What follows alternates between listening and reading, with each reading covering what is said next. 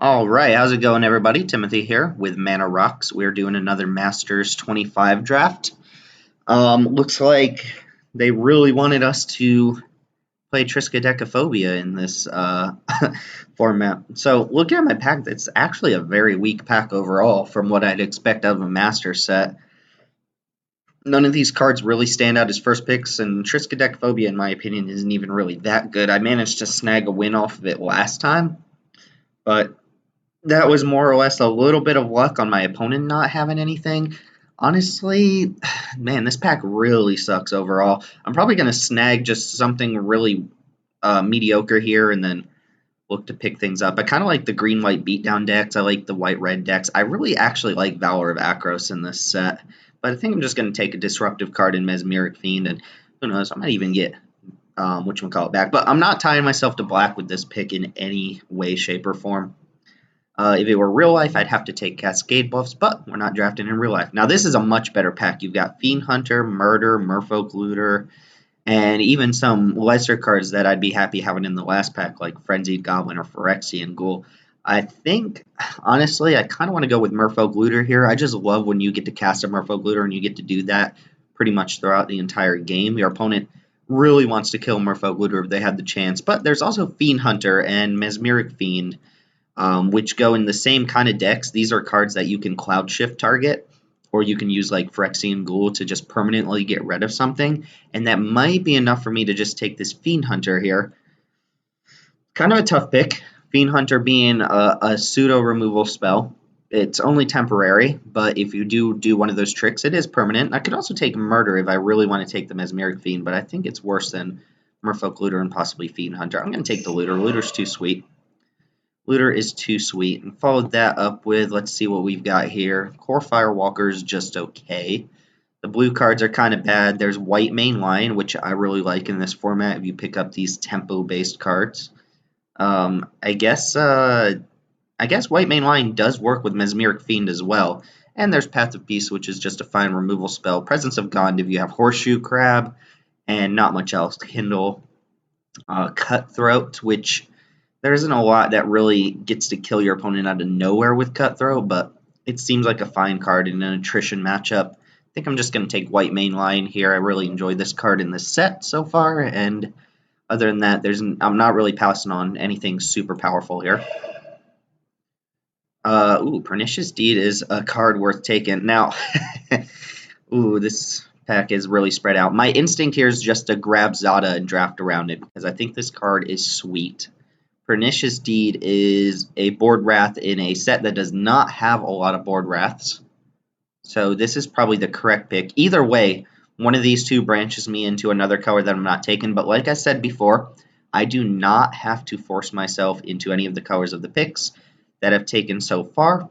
Like if I wanted to stay with a color, I could easily pick up, say, I don't know, Retraction Helix or Elvish Aberration, even though this doesn't even splash for something I'm taking yet. And as good as Pernicious Deed is, I really like the idea of drafting around Zada here, which is just my personal preference. I like Zada quite a bit. And again, if it doesn't work out, it doesn't work out. But Pernicious Deed was going to push us into a fourth color regardless. So with that in mind, I'm going to see if I can draft around this Zada. I would prefer for it to be in red-green because green has some really sweet targets for it, but I'm still going to prioritize creatures first. Like I could take Nantuko here and just go all on the first 5 picks of my draft in different colors. I could take Chartooth Cougar, which helps splash Zada if that's the case, and might just be the best card. Or I could take Giant Growth, which is actually a way to abuse Zada's trigger. Outside of that, I could destroy my whole whole team with Path of Peace and gain a bunch of life. Doesn't seem good. I think this Nantuko is the best card in the pack, but I'm going to take Chartooth Cougar to help splash. Okay, this is a good sign here. This is a good sign. Ooh, well, there's Cloud Shift. Cloud Shift on Zada just blinks my whole team, which is okay. Active Heroism works with Zada. Enthrall and Victor seems just fine on its own, which is also a combo with Cloud Shift. It looks like I just want to be a Cloud Shift deck. There's also Pyroclasm, which I feel like is going to be fantastic in this set given how many decks I've seen play in the set so far that are just kind of beat down decks. So I think it's between Enthrallin, Victor, and Pyroclasm, and I'm hoping to just wheel a bunch of Cloud Shifts and maybe not play the black and blue card here. Maybe be like white-red. I'm going to take Pyroclasm, though, because this card is insanely good against certain decks, and maybe I don't main deck it. Foil, Doomsday, and Flooded Grove. All right. Yeah, like Pyroclasm in this sort of deck is going to kill a lot of my own creatures, but this just hoses a lot of decks in this format that I've seen. Most of what I've played is just these low curve aggro decks. I'm going to take Frenzied Goblin out of this pack. I just like Frenzied Goblin, although I could probably take Accumulated Knowledge and hope to start wheeling those, but I don't really want to be red-blue here, I don't think. And Phantasmal Bear does not seem like a combo with Zada, so I'm going to go ahead and pick up the Frenzied Goblin, Blood Moon, and a Chartooth Cougar. How good is Auramancer for me? Not very. I could pick up Shoreline Ranger if I think I'm going to be splashing blue for looter or just play in red-blue, or I could take another Chartooth Cougar. The Cougar seems a little bit on the sketch side. I think I'm going to take the Shoreline Ranger. Auramancer doesn't currently do anything for me. It's good if you pick up like Promise of Boonrai or I don't know, any sort of random enchantments to pump your team or something like that. It's also a little bit lower on the curve, but I like giving myself the option to splash a bunch of different things. Triskaidekaphobia did come back. All right, so Mog Flunkies, Balduvian Horde, or Active Heroism is where I'm at. I do not like Lunarch Mantle at all. Which of these is the best pick for me? Could take Mog Flunkies. It does fit on theme better, I think. Active Heroism is a way to actually use Zada, which I don't currently have a way to make it relevant, which kind of sucks, but yeah, I think I'm just going to take the Mog Flunkies and be the beatdown here, or something along those lines. Alright, there's Active Heroism again, or I could take Thresher Lizard, Jackal Pup, so a mediocre red card or a way to trigger Zada. I think maybe I want Active Heroism. Currently have 8 creatures and 1 spell. No way I'm playing Mesmeric Fiend here. I could take Jackal Pup too and do kind of the same thing I did last time, but have the curve out of like Zada plus Pump Spell to try and kill my opponent out of nowhere. Unfortunately, I really want Hordling Outbursts here. Yeah, I'm going to take Pup because I don't know that I'm playing white here. White mainline doesn't seem like it's going to work out for us. Do I want Primal Clay? Do I want a 3/3 or a 2/2 flyer? I might want Primal Clay over another Jackal Pup, or I might just want a Jackal Pup. Man, Pyroclasm is going to be real bad in my deck, actually. It's just going to kill all my own creatures.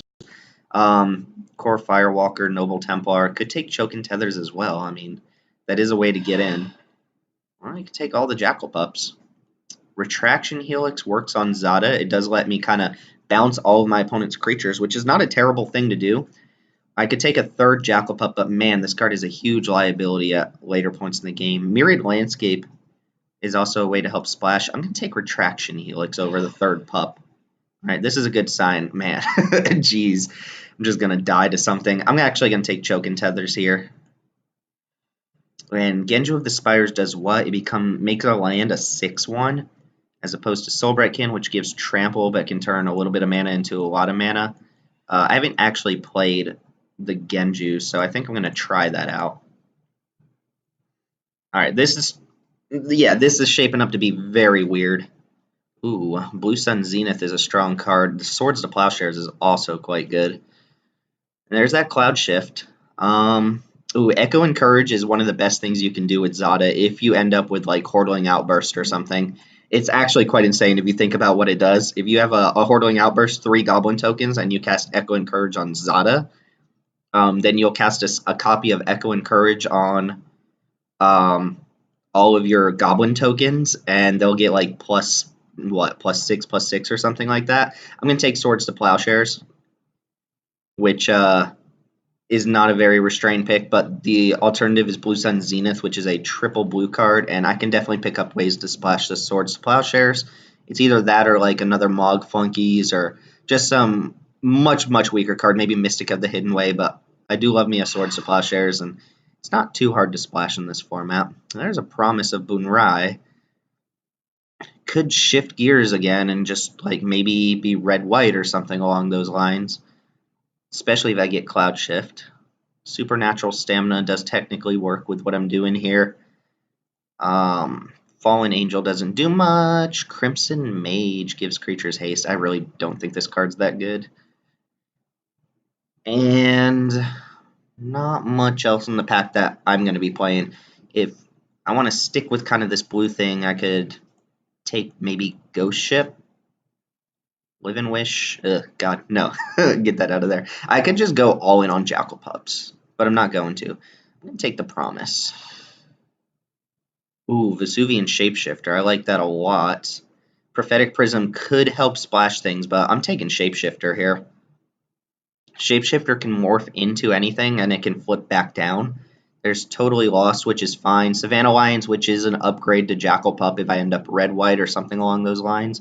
Like, again, maybe I don't have to be blue either. Look what I've got. I've got some mediocre blue cards. Like, I could splash Shoreline Ranger plus Merfolk Looter and keep in White Mane Lion. I know I'm red, but we're waffling on the other color here. And I could just splash some blue cards. Like, this doesn't really hurt my mana too much because I can always cast it face down. And it's also just easily the best card in the pack. Heavy Arbalest is a combo with a number of cards in this set. Cloud Shift Vesuvian Shapeshifter is not really a combo. There's also Angelic Page, which is a good little aggressive card. It helps get your creatures in a little bit easier. I think this is the time maybe where I want to use Cloud Shift. Man, I really wish I'd taken Fiend Hunter over Merfolk Looter at this point, but that's fine. Could also take Skirk Commando, which is a card that I misread last time I played. Brainstorm's not good here. Cultivate's actually interesting, but I'm not going to be green. So do I want the Page? Do I want Cloud Shift? Or yeah, I definitely don't want Arbalest. Or maybe even Griffin Protector. I think I'm just going to take Cloud Shift here. See if we can do something sweet with it. Browbeat is 3 mana to deal 5 to your opponent most of the time. This is going to be a Prophetic Prism, I believe. Given all my creatures menace, doesn't seem too great. Doesn't seem bad either. Skirk Commando. Noble Templar wouldn't be terrible here. Maybe this is actually what I want to use for my Plains Fixin' rather than Prophetic Prism, as it is another body I can drop on the field. Prophetic Prism does cycle and draw into another card, though, so I'm going to easily take Prophetic Prism there, I believe. Man, I shouldn't have taken Zada. I warped my draft around it a little bit, and now it's not working out because, like, the only thing I'm seeing are these giant growths, which I'm not playing anyway. Auramancer has gotten a tiny bit better because I have Promise of Boonrai, but not significantly better. Another Chartooth Cougar, a Mog Flunkies, and that's about it. Or Totally Lost. Do I take Auramancer here? I guess it works with Genju of the Spires as well. It does get some things back. It can help me kind of trade off this Genju. Yeah, or I could take the Act of Heroism, which works with the Zada like we were talking about.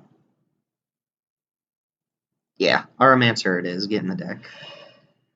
Also makes picking up a couple more enchantments a little bit more appealing. Okay, God's Willing and Uncaged Fury are cards I'm looking for with Zada here.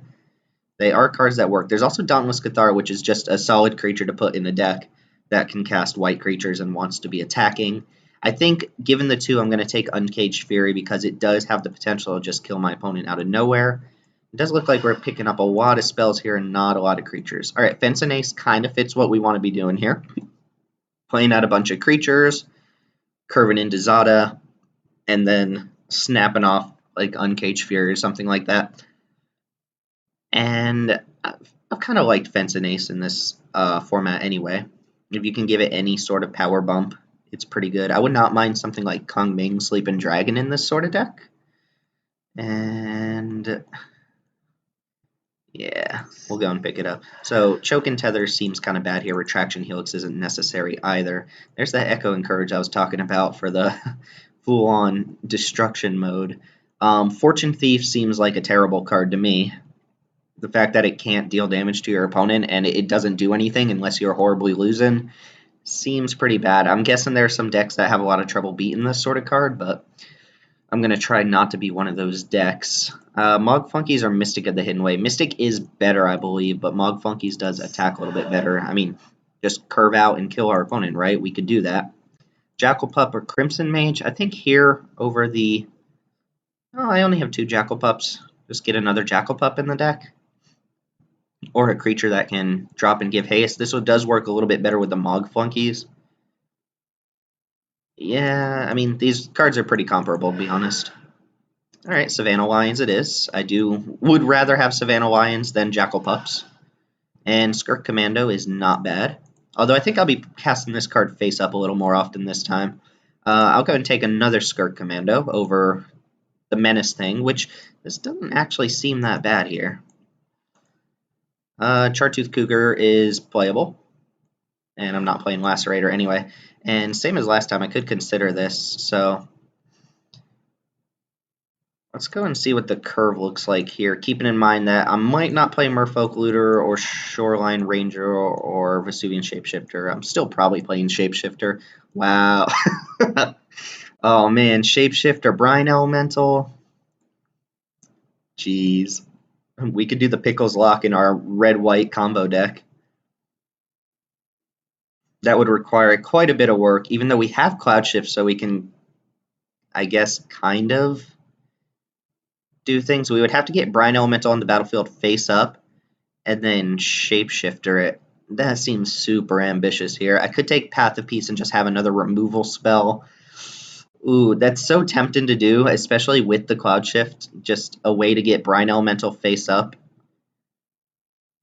There's another Cloud Shift as well. Because there's a fine, solid pick in my colors, my primary colors. I don't really want to be playing too much blue anyway. Oh, man. All right, I'm going to show some restraint. I'm not going to Pickles Lock people here because I'm not primarily blue. And I think that's probably just not what we want to be doing. All right. That's a shame. Ooh, here's a Hordeling Outburst. This pack's good. Reform is a strong card. Granted, it's a little bit worse in a format where people are just going to, you know, bounce it with their Mana Wars or something like that, or bounce the tokens, but it does kind of work. Twisted Image is a combo with Zada simply because it lets you draw a bunch of cards. But Hordeling Outburst is exactly what I'm looking for if I'm trying to Zada here. Right now, what do I have as far as ways to target Zada? Uncaged Fury. And if I could pick up maybe one more spell, that'd be awesome. But Cloud Shift is not really the card you want to be casting with Hordeling Outburst. Thresher Lizard and Dauntless Cathar and Geist of the Moors would all be fine pickups for this deck. Twilight Mire, Fencing Ace, another Uncaged Fury. Could also take Sift here. Huh. Which of these do I want? I probably just want another Uncaged Fury, right?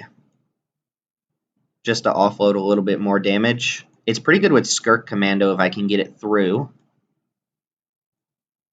But it does do the thing I want to do with Zada, right? The alternative is picking up a Fencing Ace and just having another 2-drop in the deck, but I'm going to go and pick up another Uncaged Fury. Rest in Peace doesn't seem like it does that much in this format. I could take Browbeat, which is not a card I like. Another Skirk Commando, Soulbright Flamekin. This card be super mediocre here. Dragon Eye Savants, not going to flip that often. Or Chandra's Outrage, which is another decent removal spell. I think I'm going to take that over the 2-drop here. Let's see, do I even play Vesuvian Shapeshifter? Do I mess up my mana here? Oh, Mana War. Sick. White Main Line, Trumpet Blast. This could be a Trumpet Blast deck. I do love me a White Main Line, although I don't have a lot of stuff that really combos with it, unfortunately. Basically what it does is let me attack with a bunch of creatures and then save one of them from getting eaten by a blocker. Griffin Protector's not bad, especially with Promise and Hordeling Outburst, but it's also not that good. I think I'm going to take White Main Lion here. Trumpet. This could be a good Trumpet Blast deck. But maybe I get Trumpet Blast back. It is the only red card in the pack. Yeah, I think this is a Trumpet Blast deck. Blood Moon. Ooh, Ordeal of Heliod is very nice. This is a good follow-up to a turn 1 play.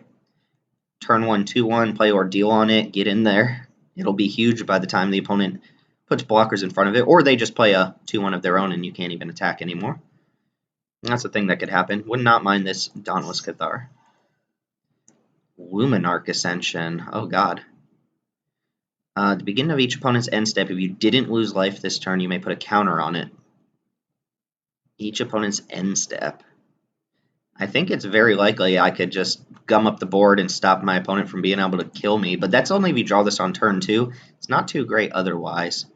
Fence and Ace, Active Treason, these would be fine. I'm not playing Knight of the Skyward Eye, and I don't really like Primal Clay, so sure, let's try out that. The Zada thing didn't work out quite the way I wanted it to. I'm just not in the colors to make it work anyway. It's very good in green-red. In fact, it would have been amazing in green-red because we saw the Echo in Truths, which is kind of what you want to be doing with it. Makokoro to draw cards, even though I'm not a big fan of drawing my opponent cards. This is better in a control deck anyway. Assembly Worker. Oh, I guess I'll just pick up like a Valduvian Horde here. This card does beat down pretty hard. And no, someone else can have the foil. This Phantom Draft. Oh, nobody care. All right, I'll pick up Active Heroism here over this. I'm not going to play Haunted Fengraph, by the way. Oh, that's such a... Oh, man. No, I'm not going to do it. I'm going to pick up Active Heroism. And I think I'm not even messing up my mana here for anything. All right, Dauntless Cathar or Thresher Lizard. I like the Cathar more for sure. It just has more value trading it off, which Thresher Lizard normally does. Although 4/4 is pretty big in this format. And yeah, I'm not playing Twisted Image or anything like that. So Cathar can get in the deck. Lunarch Mantle here, possibly. I'm not playing anything else out of the pack. So I guess Lunarch Mantle does work with a couple cards here, but I'm probably not going to end up playing it. 2-drop or another Commando. Man, people really don't like this Skirk Commando, do they? There aren't a lot of ways to make it unblockable, so I kind of understand that. This is good with Chartooth Cougar, I guess. Yeah. Who knows? Giving people creatures trample might matter.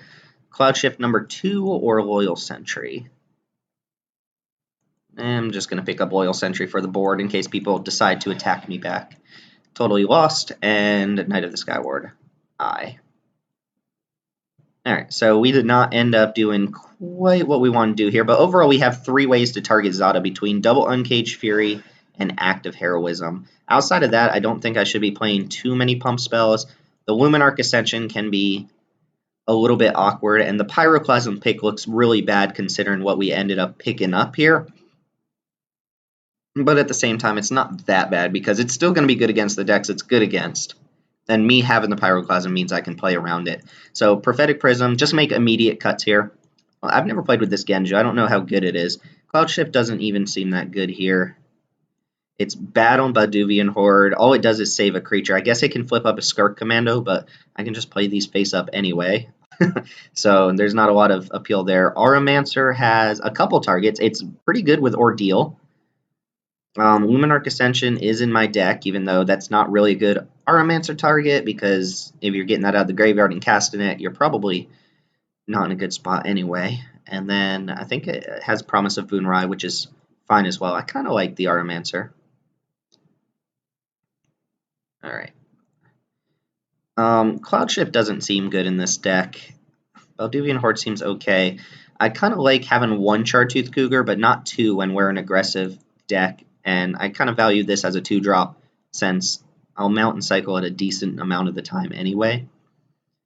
Anything else that stands out is just very bad here. Lunarch Mantle is not going to get played in this deck, unfortunately. And then here, I'm going to play 16 lands, I think. I could even play 15 and like a Haunted Fengraph just as a little value land.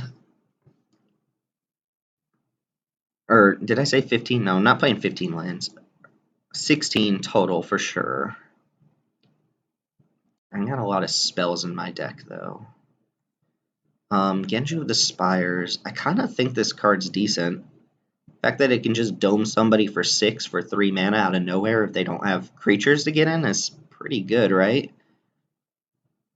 It also gives you a way to turn your extra mountains into damage or turn them into trades for the opponent if you get your opponent low enough. I guess it's also decent with Pyroclasm if you wipe the board and then you play Genju and you get in there. Same thing with Luminarch Ascension. Wipe the board and then start ticking up counters after you Pyroclasm.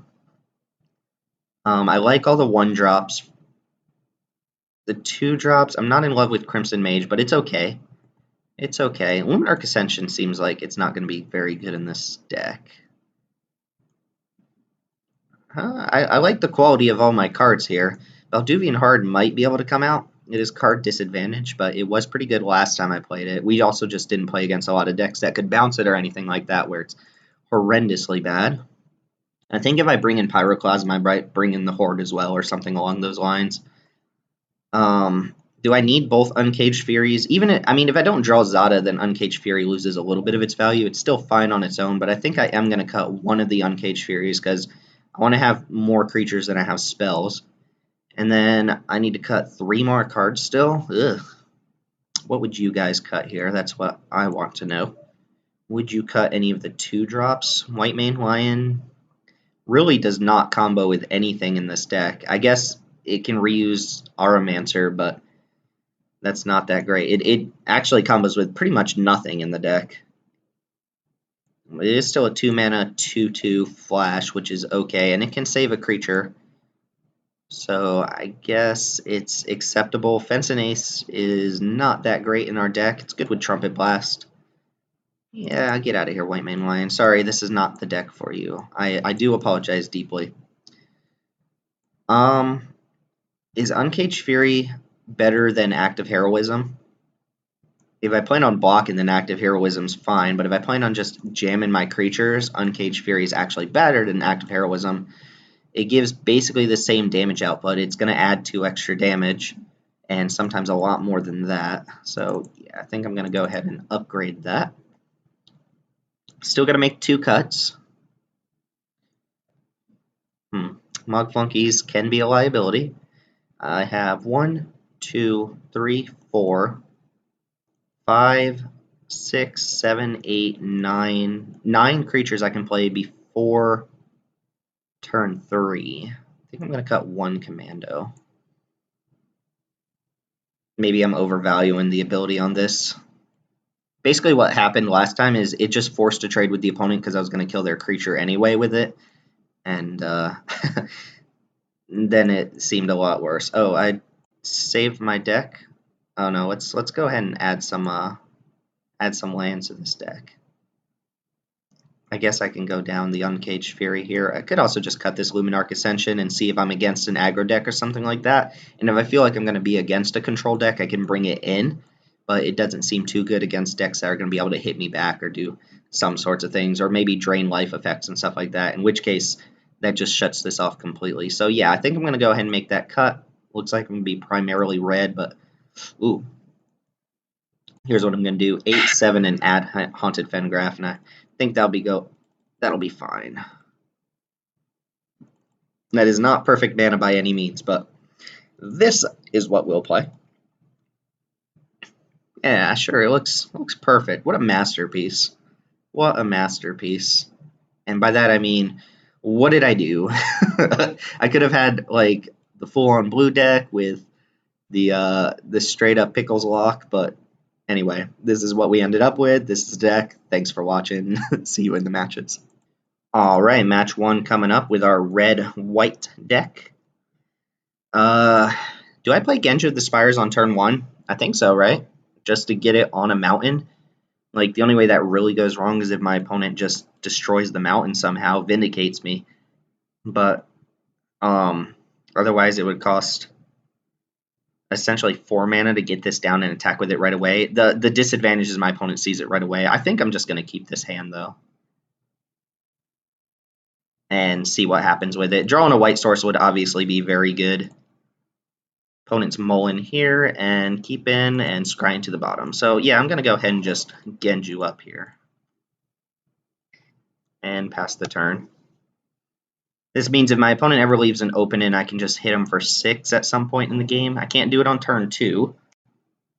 White source? Uh-oh. Alright. I mean, this starts to look bad here because my hand does nothing if I draw just white cards. And I only have 7 white sources in the deck, so there's a good chance I don't draw white cards. I'm against red-white as well. Oh, look at that. Fancy, fancy, fancy. Hey! Awesome. So, what do I want to do here? I could play Promise of Boon Rai and then just jam my creature, which means my opponent is not blocking. Or I could play Ordeal of Heliod, and then my opponent for sure blocks. I could play Swords to Plowshares, but that seems bad. This makes it so that my creature is essentially unblockable for the turn. I don't think my opponent's going to want to give me 4/1/1s this early in the game. I was fortunate to draw a white source there specifically. So now that unlocks my entire hand. Granted, one spell at a time, but that is fine. And like I said, this just makes my creature unblockable because my opponent is not incentivized to make that trade and give me 4/1/1s here. But it looks like we're going to be playing against something very similar. This ability is not going to come up too often, although I guess it works with the Genju. If I draw a land, they attack. I can go like Swords to Plowshares plus, yeah, plus Genju. All right. So do I want to blow the Swords to Plowshares? Because what I can do is I can Swords this Morph, assuming it's nothing that can just randomly flip up and be obnoxious. And then I can activate Genju. I can get in for 8 this turn. My opponent would be at 20. They would go down to 12. I think I kind of want to hold on to the Swords to Plowshares, so what I'm going to do is play Fence and Ace and hold on to well, actually, if I'm playing on Swords in any ways, I might as well make that play. 1, 2, Swords, no, but then I can't activate Genju.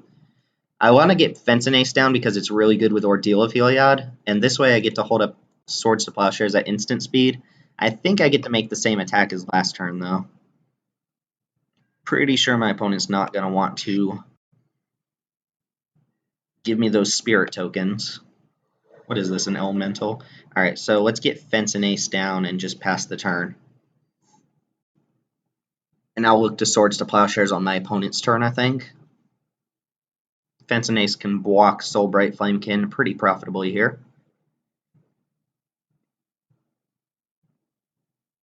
Keep in mind, Promise of Boonrai makes non-fly-in tokens. I've had that situation come up on my end and my opponent's end multiple times where this is not a card that myself or a lot of people, newer players, have played with. Ooh, Ire Shaman. Let's see what they hit off of that. They hit a mountain, which they can in fact play off Ire Shaman, so nice little hit there. I could, oh no, I keep forgetting this costs 2 to activate, so I could activate it, but I'd have a tapped Genju, a tapped 6/1. Probably just getting hit by Ire Shaman this turn. And I don't think I'm going to Swords to Plowshares it.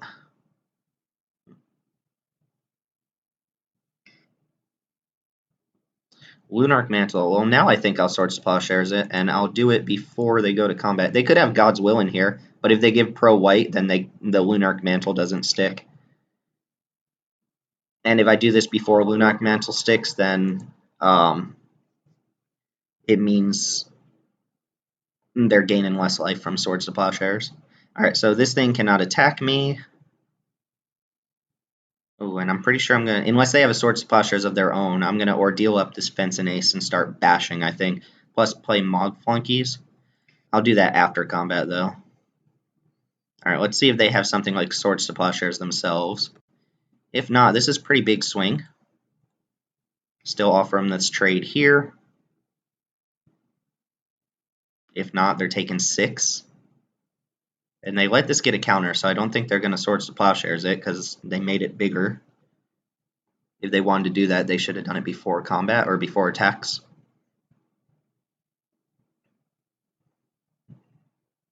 Alright, take the hit, I suppose.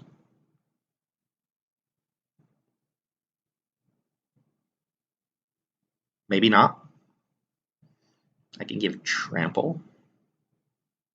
Ooh, this is pretty nice. This is going to trigger Promise. I wonder if they have a way to clear the board here.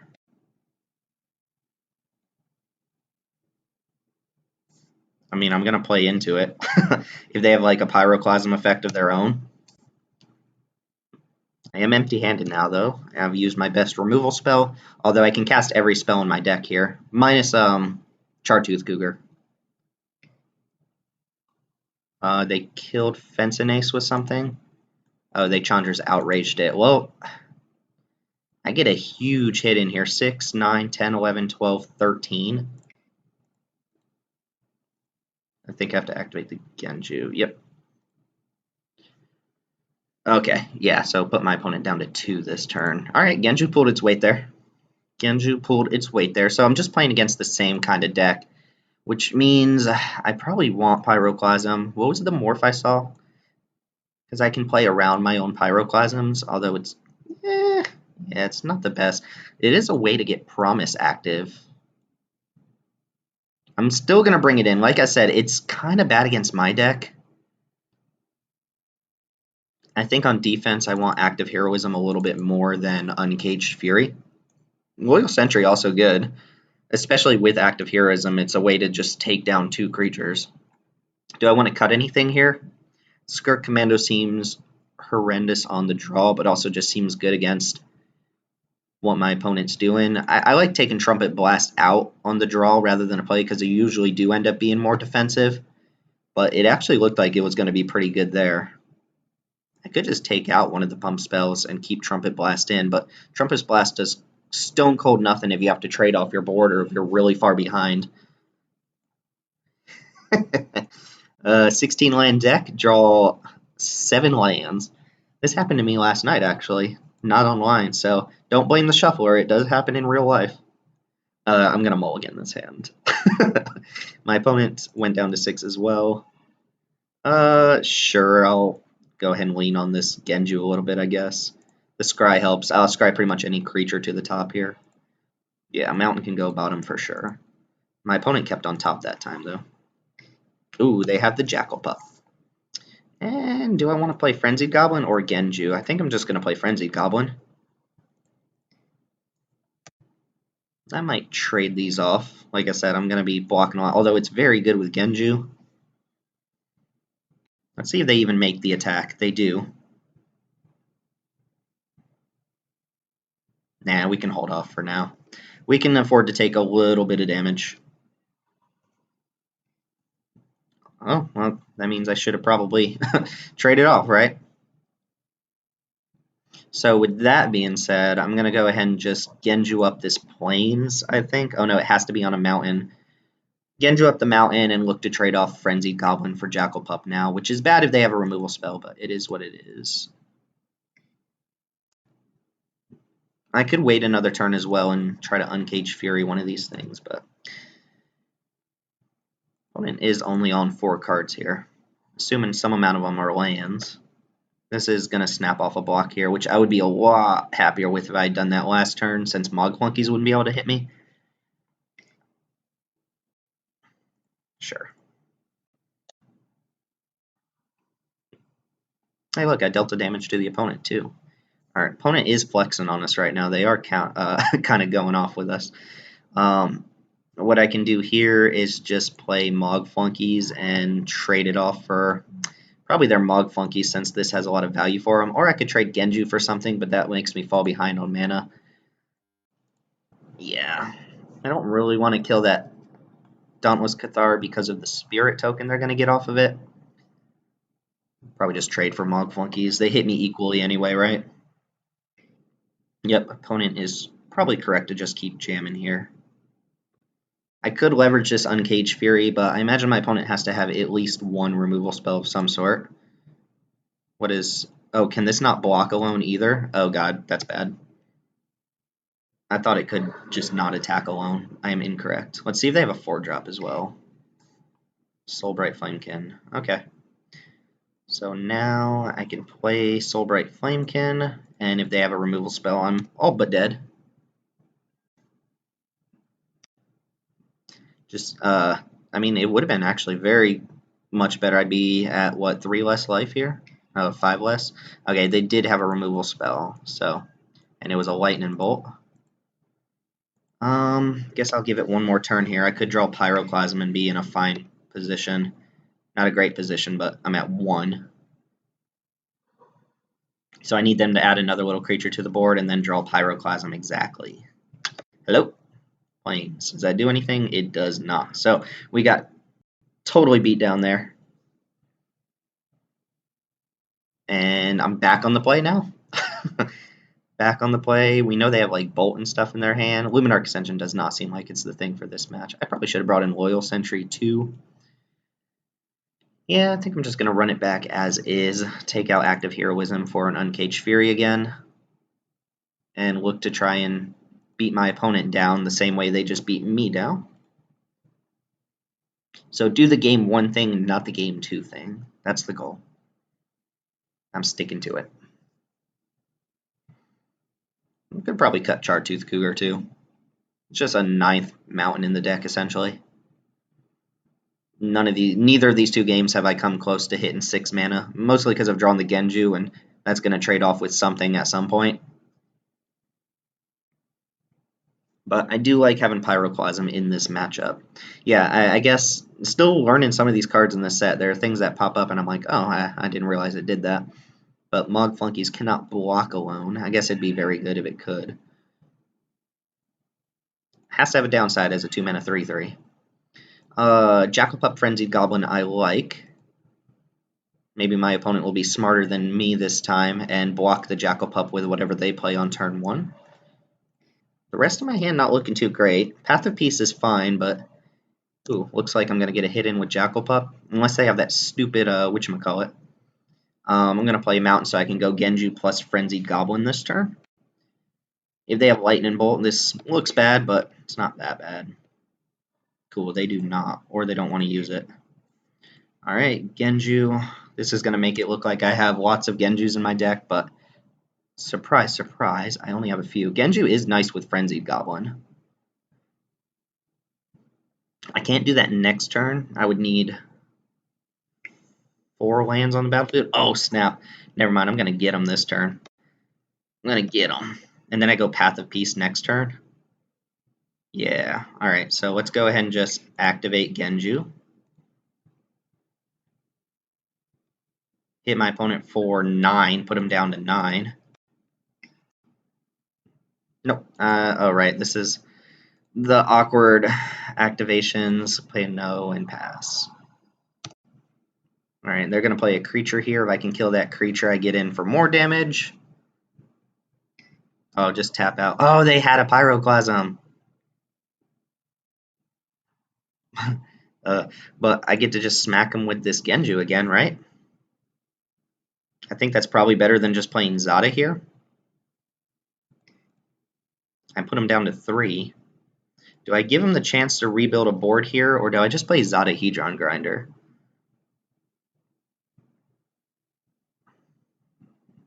Because next turn, I can definitely activate Genju. If I draw Uncaged Fury, yeah, it would be 1 off from doing that. I can Path of Peace any creature they play. Might just be right to get Zada down, but putting him at a 3 also seems pretty good. Yeah, let's just put him at 3 here.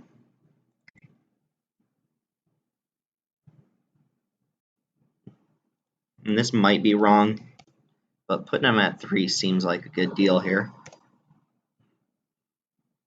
Soulbright Flamekin would be pretty strong. Opponent is on all spells here. Alright, they have a Savannah Lions. Alright, I'm just going to play Zada and pass this turn.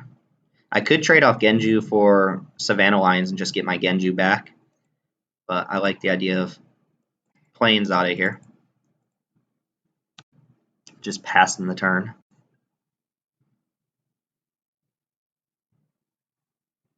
Alright, so opponent has unlocked all the 3 drops in their hand. Pyroclasm would be very, very good here. It would wipe out all little creatures, make it so Mog Flunkies can't block. Ooh. Alright, opponent's got some stuff going on now. Uncaged Fury. Wow, we have the combo with Zada, but we don't have a way to give trample or anything like that. So if I attack with Zada, they'd probably block with Mog Flunkies. I don't really want to use Uncaged Fury on that. I think I'm just going to pass here. Oh, I can trade off Genju.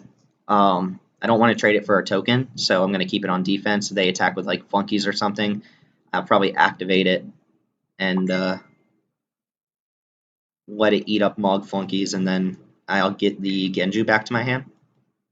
Alright, opponent's doing what I want to be doing. I do not have the board to back it up, though. If they have Lightning Bolt, this is so bad. Alright, they're not attacking at all. Ooh. Let's see if this works. Oh, now they're dead to Zada or Genju, so this should work. Even if they have Lightning Bolt, they can't kill both my creatures. Yeah, awesome. That was a clutch top deck. Kills all of these guys, leaves them with a creature that can't block, and even if they have Bolt, I have a 6/1 and a 3/3 coming at you.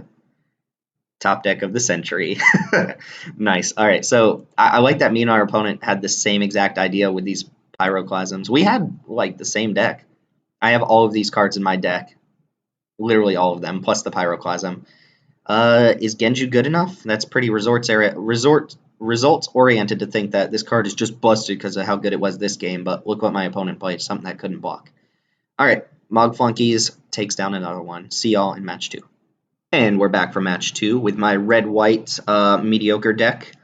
This is not a great hand with this sort of deck. I want to have, some sort of one drop, but I don't think I'm mulling it, and it has a little bit of value, although not having a second mountain's kind of annoying because it means I am rooting to draw at least one more land, which is not something I want to be drawing here. Opponent's going down to 6. Still going to keep it. It has a 3-drop. Seems okay. Haunted Fengraph's kind of whatever in this hand. This is a card in case we stall out for some reason that gives me a little bit of value. Opponent Scry to the top. All right. 1 drop off the top. Savannah Lions. Jackal Pup. That'll work. Although I don't imagine it's getting in there. If my opponent plays like a 2/2, I'll just attack into it, and I'm fine taking 2 damage to trade off. Oh, especially for a Timberpack Wolf. Alright, 2-drop is nice. At least I get to curve out now. Alright, Jackal Pup, get in there. Opponent could just also take 2 here. Oh no, did I F6? That's so bad. Why am I bad at Magic the Gathering? I did F6, didn't I? I don't remember hitting it, but that was surely not what I wanted to do since I have a 2-drop in my hand. Nettle Sentinel plus another card? No, maybe not. Maybe they're going to pump this and I'm going to take a bunch of damage off Jackal Pup. Alright, I did draw another mountain. I'm still going to jam Jackal Pup here. And this is me not F6 and just saying it out loud unless in case my my turn gets skipped. Alright, I do like that Pup is actually getting in there. But at some point my opponent's going to play some big creature and Pup is no longer going to be able to attack because I'll deal too much damage to myself. Chandra's Outrage is going to take out anything big that comes down, like a Evoker, or if they play Iwamori, that would kind of suck because 5/5 is huge. Epic Confrontation is very good against Jackal Pup as well, and Dauntless Cathar is going to jump in front of literally anything. Oh no, they're going to hit that over Jackal Pup. Alright, so opponent doing the correct plays, I think. They're down to 2 cards. I don't really mind my position here. I wish I had this Flamekin on board. But I'm also going down to 13. Oh, I do not want to draw these planes here. What's my opponent doing on draw step? My opponent is doing something on my draw step. Maybe casting a spell to untap Nettle Sentinel? Thanks for popping the graveyard out. I can go play Soulbright plus activate Cathar. I think that's fine. Ooh, if my opponent casts a spell like a Giant Growth, that untaps Nettle Sentinel. I think I'm going to let it happen, though. I would rather them use their combat tricks, even if it deals me a bunch of damage and I lose my guy. I'd rather them do that and use the card on defense than on offense. Yeah, let's go Flamekin plus make a Spirit token. I don't mind trading off Flamekin at all.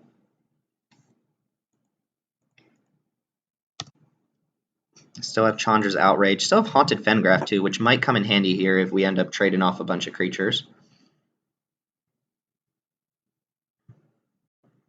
Oh yeah, Nettle Sentinel also remains tapped unless they cast something pre-combat, so they're incentivized to use their spells pre-combat, I guess. Stampede Driver. Discard a card. Creatures you control get +1/+1 and trample until end of turn. That's decent. They're down to 1 card in their hand, though, and they haven't played any huge creatures. So don't mind the position we're in. We're just kind of flooded here. Genju would be sweet here, although it's better if you have a bunch of mountains rather than a bunch of plains.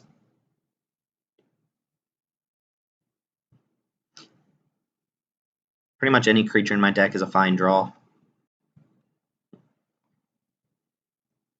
Alright, opponent says no. Yeah, Mog Flunky seems decent here. Let's see. I think I still like the idea of attacking with Jackal Pup. Could attack with all three of my creatures. No. Like leaving at least one on defense. Gonna attack with the Spirit and the Pup. No, Spirit and Soulbright Flamekin.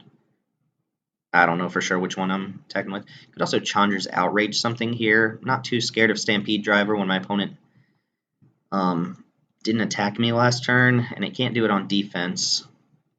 Maybe I just attack with the Spirit token and played Mog Flunkies and Haunted Fengraf or something like that. I can afford to trade a creature off with this Fengraf as well.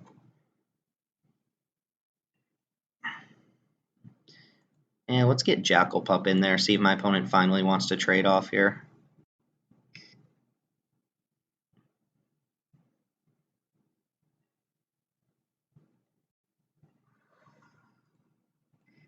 All right, let's get Flunky and pass. It might have been better to keep another creature back, because now that I think about it, if they attack with these two and they keep the activation up on Stampede Driver, then I'm basically chumping with Soulbright Flamekin. Ooh, another Timberpack Wolf. That's strong. That's strong. I mean, granted, you don't play this unless you have multiples in your deck anyway. Let's see if they attack. I imagine they're attacking with these two. Also, are they mono green? That's pretty impressive. They discarded a wool at some point. When did they discard that? Oh, they cycled. I missed that completely. I imagine these two are coming in, and they're going to use this as a threat of activation. Oh, no, that's good for me. That is good for me. Hey, there's that Genju I was talking about.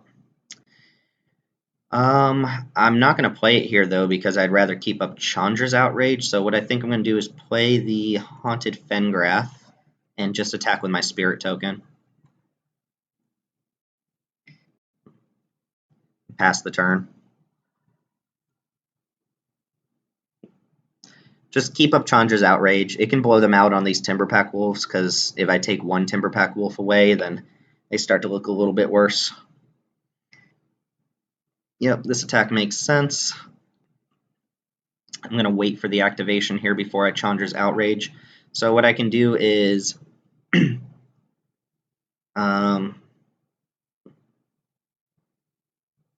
go to blocks. Mog Flunky will block a 3/3, and then I can go. Do I want to double block this Timberpack Wolf?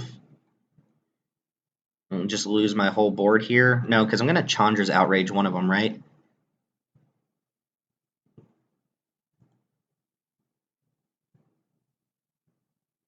Yeah, if I put a creature in... the goal here is to Chandra's Outrage, I think, this Timberpack Wolf. Take the hit from Nettle Sentinel, so I'll go down to 10. And then just let these trade. That's assuming they even activate Stampede Driver. If they don't, am I fine with this? Am I fine with this trade? Because what I could do is put Jackal Pup in front of Nettle Sentinel, which really incentivizes them to do this, but then the other creature's chumping. No, I'm going to do this. I think I'm going to kill this Timberpack Wolf off no matter what. I think they're going to activate Stampede Driver. Just pitching a card from their hand. If they don't, this is kind of an awkward position. All right, they are activating it. Discarding, wow, discarding Wildheart Invoker. All right, so cast this in response to take out this Timberpack. Now these should still trade. This is assuming their last card isn't a pump spell or something of that nature, which it very well could be.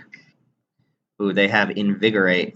All right, so they are going to save that one, but this other Timberpack's going to die. This actually isn't that bad for me. I mean, I lose these creatures. I lose my board, basically. I'm down to the Spirit, but they're out of cards. I take a big hit because of this stupid Jackal Pup. And the trample damage on top of that. That's pretty bad. Ooh, Rest in Peace? Or Path of Peace, not Rest in Peace. Alright, this isn't a great position for me. I think I'm going to Path of Peace their Nettle Sentinel. And then play Genju with Spires. Yeah. 1, 2, 3, 4. Do I want a Path of Peace? Thing is, if I play Genju, they attack, discard a card, and I activate Genju to trade with Nettle Sentinels. I'm taking, what, 2 trample damage there, but then they would lose Nettle Sentinels, and I can just get my Genju back. I think that's fine. I don't want to use this Path of Peace here. The only way that goes bad, well, even if they draw a pump spell, they're not. Yeah, okay. We're just going to leave on defense here. So Genju's going to go ahead and go on a mountain, pay for it like this, and I think I'm just going to pass the turn. Oh, not smart. So I have to actually pay red for the Genju itself. And if they just don't attack, I'll activate Haunted Fengraf. I still have Path of Peace up. But I'll trade off Genju for this Nettle Sentinel here.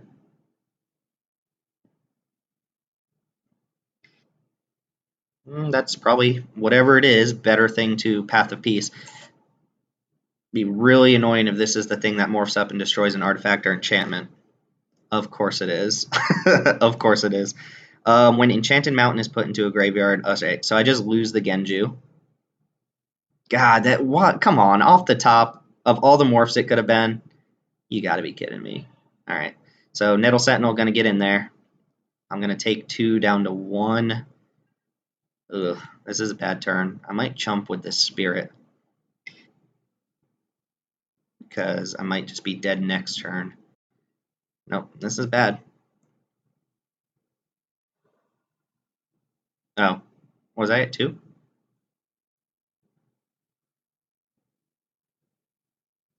I thought I was at 3 life. All right, I guess I'm dead this turn. I missed something there. Oh, I guess I went down to 1 last turn. Oh, jeez. No, I don't remember what happened there. I don't know what happened there. All right, Pyroclasm coming back. I'll have to rewatch the replay on that one. All right, Active Heroism for Uncaged Fury. Trumpet Blast coming out, and we'll run it back like that. Balduvian Horde seems good against my opponent.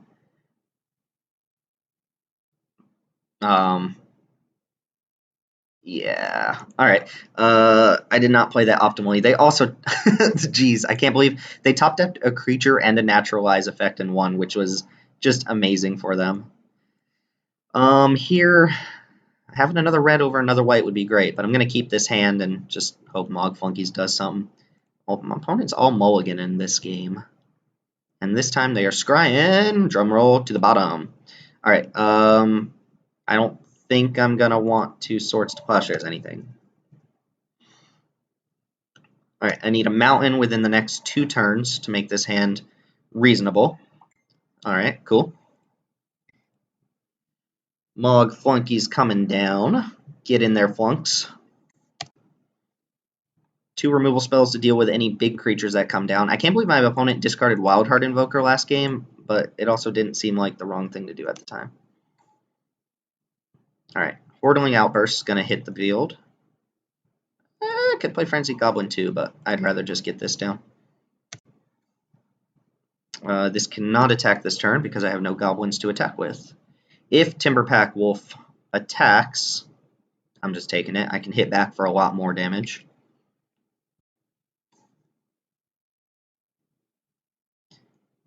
That makes sense.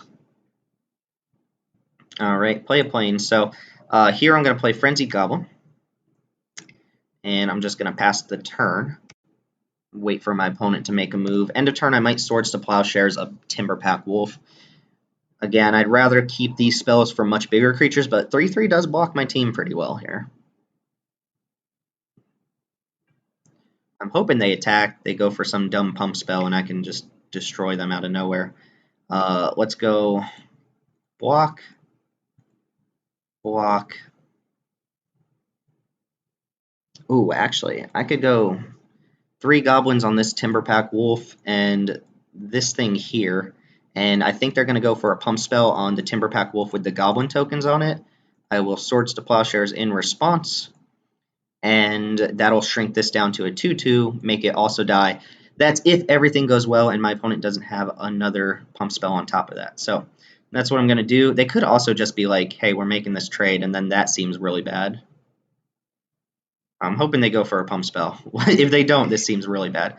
Oh, Echo and Courage. So if I go, I'm going to do it the other way around now. So if I Swords to Plowshares this one, this should not target creature and all other creatures with the same name. So this spell will fizzle. This will shrink down to a 2/2. They're going to have another pump spell to make this work. And now I'm out of trick. So they have another trick to pump the Timberpack Wolf. Alright, that didn't go too great because I do lose 2 Goblin tokens. But they also lose both their creatures and a pump spell. And I can start jamming back with this Frenzied Goblin regardless of what they play here. So that turn went fine, and they cycled Wool at sorcery speed. Alright, Chartooth Cougar can stay in my hand. Do not hate how that turn ended up. Oh my god, I have to target something. Jeez. I did gain my opponent some life there. Haunted Fengraf, that can get back a Timberpack Wolf, if nothing else. Stupid morph.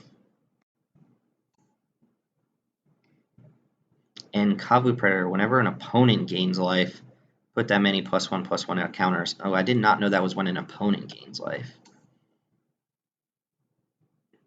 Well, that has the potential to get big. Alright, let's see. If I hit a land, I'm probably just playing Chartooth Cougar. Oh, that's not bad. So what I can do here is Path of Peace to destroy, I guess. Well, the morph could be a problem because it could be like a 6/7 or something like that. But I can Path of Peace the morph because I'm not gaining life anytime soon. I mean, my opponent has Invigorate in their deck. That's kind of a combo. I don't think they have Invigorate in their hand. I could attack with everything, look to do Active Heroism, but I'd rather not do that. Do I want a Path of Peace here?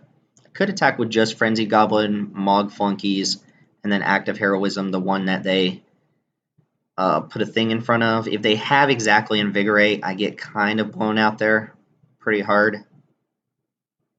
Because they can make this a 6/6 and make this a 6/6 as well. So it might be right to just Path of these both have the potential to just get really big, which is kind of annoying. Alright, I don't think they have Invigorate exactly. That would be kind of nuts. So I think I'm going to attack with these.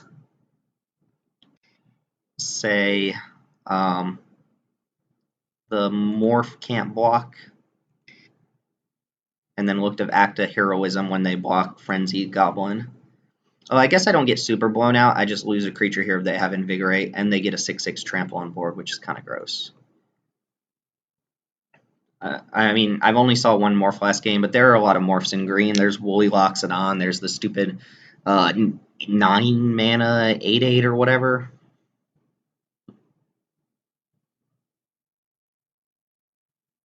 There are options. If I had had a land, I would have just played Chartooth Cougar and passed. That would have been a pretty easy play.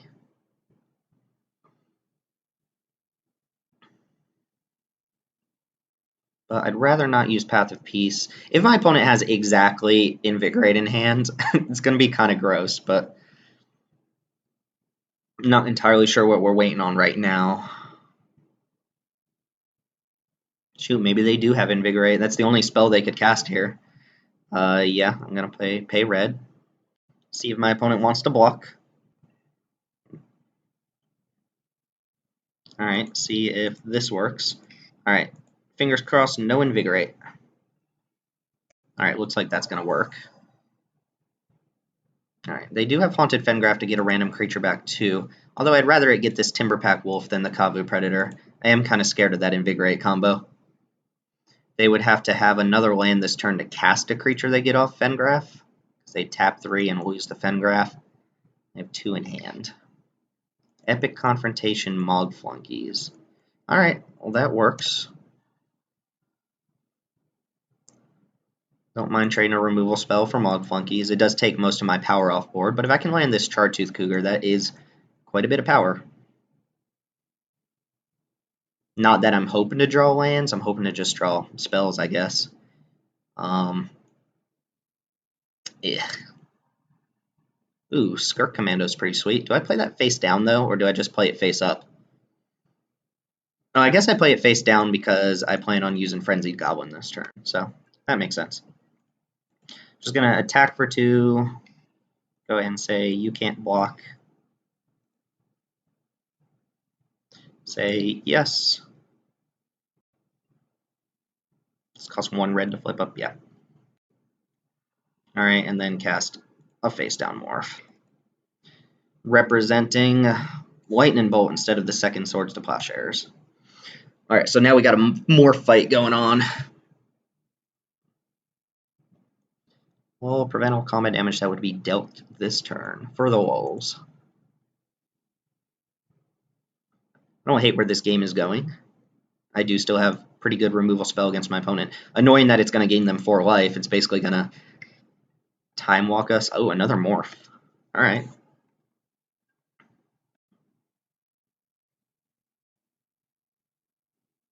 And Savannah Lions. Alright, so I think I'm just attacking with my morph this turn. I don't think there are a lot of green morphs that can flip up. Ooh, if they have that stupid insect thing that makes tokens, that's going to be very bad for me. Although, let's see, if I attack with Frenzied Goblin, and I say one of their morphs can't block, probably this one, because I think they would have flipped that other one up on us last turn or something like that. If I say this morph can't block, and they block Frenzied Goblin, I will lose Frenzied Goblin, but what I get to do is transform my Skirk Commando, and just ping off one of the other morphs, or one of the morphs in general. I kind of like that. I can send the other Goblin token in that way too, because there's no way they're going to block that Goblin over Frenzied Goblin. So I think what I'm going to do is potentially sacrifice Frenzied Goblin to get this Skirk Commando in there. And then I can still play Savannah Lions next, or second main phase, even if I do all that. Alternatively, I can go Rest of Peace one thing. And although, yeah, Frenzied Goblin just has a lot of value here. I could Rest in Peace a thing and just attack with my team and say this morph can't block. I get in for 4 this turn, which is basically the same I would have gotten in anyway. I get to play Savannah Lions no matter what. Or I could just swing with the morph and see if they want to trade morphs. I could go Savannah Lions plus kill a dude, swing with a morph.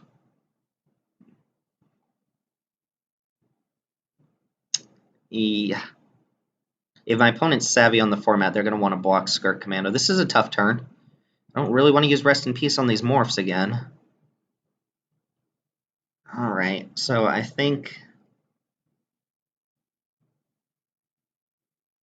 yeah, I'd rather get this Skirk Commando in there. I'm going to play Savannah Lions. I'm going to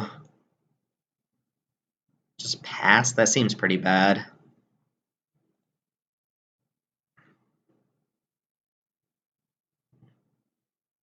Yeah, let's do that first play. I'll lose Frenzied Goblin this way, but I think it'll be okay. Sure. So let's say the new morph can't block. And hopefully they just block Frenzied Goblin. I get to flip this up and kill one of their morphs. I mean, killing one of their creatures is close to just saying one of their creatures can't block. It's a little bit better, of course, but let's see what happens. If this goes in front of the morph, then that works too, I suppose. Alright, so let's go ahead and morph. Say okay, I lose my Frenzied Goblin, but I get to snipe down one of their creatures. Oh, and my opponent says I win, so they have to reveal their morphs. They had Survivalist. They had 2 Survivalists. Alright, so knowing they have 2 Survivalists, maybe I cut down on some of these artifacts and enchantments. So, like Promise of Boonrai. What else do we have here? Ordeal of Heliod still seems fine. Genji of the Spires can come out in this matchup because of them having 2 of those things. And I guess Aromancer can come out in that case too, so what are we putting in instead? I kind of like White Mane Lion. Luminarch Ascension seems dreadfully bad. Loyal Sentry seems good against them. It blocks whatever. Cloud Shift does not seem good against them. Skirk Commando actually seems pretty good because it just trades with all their morphs anyway. And again, Balduvian Horde seems kind of strong. They don't have a lot of big creatures, so yeah, we're going to up the ante here a little bit. Take out some of the enchantments, make their morphs a little bit worse, and just play what we got. Tough turns there. My opponent straight up conceded that match, though. I mean, they were going to lose a creature, but I was losing my Frenzied Goblin. How do I feel about this hand? Ooh, one mountain from being quite good. Zada, Hordeling Outburst, Active Heroism is a real thing. I'm going to keep opponent going down to 6 again. All my opponents just go down to 6 and scrying to the bottom. Starting with Haunted Fengraphs.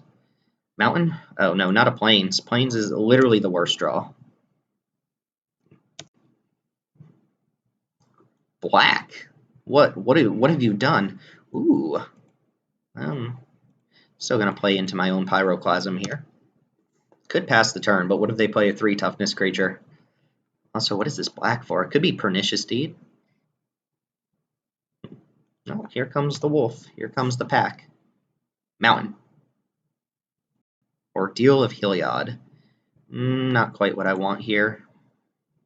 Kind of gross. I'm not casting anything this turn. Pretty annoying. They play another Timberpack Wolf. My Pyroclasm loses a lot of value. So I'm going to just go ahead and offer them the trade. Could even act a Heroism in response. Alright, and pass it back, see what they follow up with. Just play 2 things that die to Pyroclasm that aren't Timberpack Wolves. Nope, of course. Alright, so this is going to be an uphill struggle now. Could have Pyroclasm when I had the chance. I think what I'm going to do here is attack into my opponent. And if they block, I'm going to Pyroclasm. That'll kill both their creatures. No, opponent does not take it. Alright, Zada's going to go ahead and come down here. Just pass the turn. I do not need an epic confrontation from the opponent, though. Oh, they're snapping something off. Oh my god, really? Jeez. Well, I'm going to die. Alright.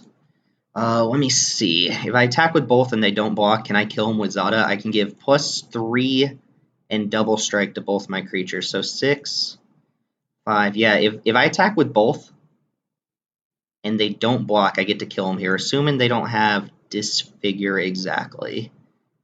Although I think I can maybe still kill through Disfigure. I think that's my only way of winning this. They didn't block last turn. I don't think they're going to block again, and I doubt they're splashing for Disfigure. They might be splashing for something a lot bigger than that, considering I didn't see black or Disfigure in the last game. Although if I didn't see black, I also didn't see Disfigure, right? So one more time, let me do the math. I have 5 mana. I can cast both my pump spells with Zada. This will get +3 and double strike, so it'll be 6/6. It'll deal 12. This will also get +3 and double strike.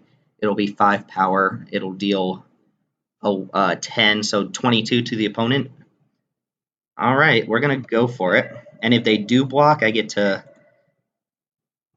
go through anyway. Having Zada, they might block here. In fact, they're probably going to block. I'm hoping they don't. Ooh, they didn't. So let's go for Uncaged Fury. Go and resolve Zada. And that's targeting. Say OK. Say OK.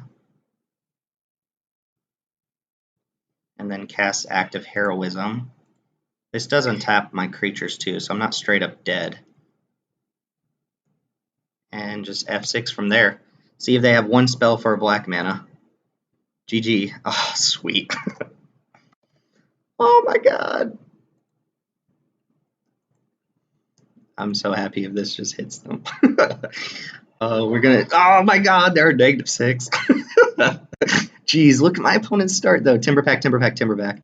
Yeah, they didn't block. I got him. Zada, you did it, baby. You did the thing I wanted you to do.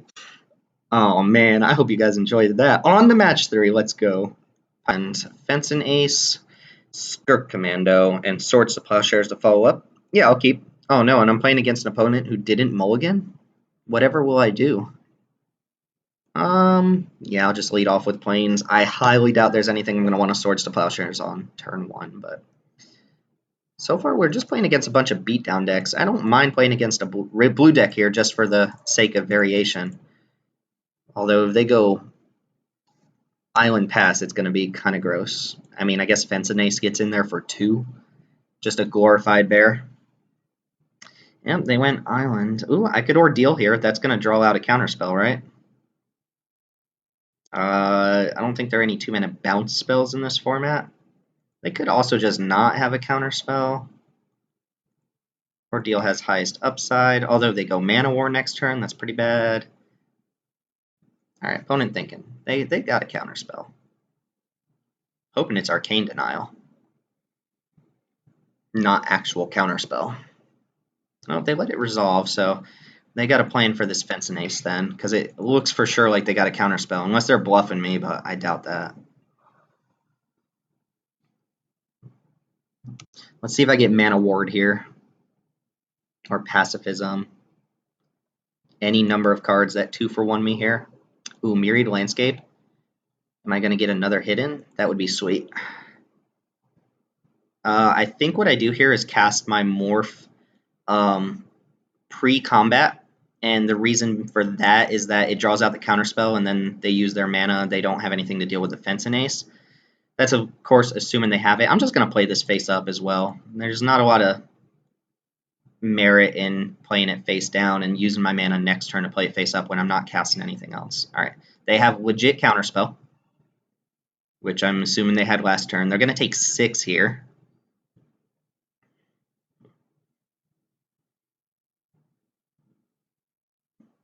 Haunted Fengraf can also just get this commando back.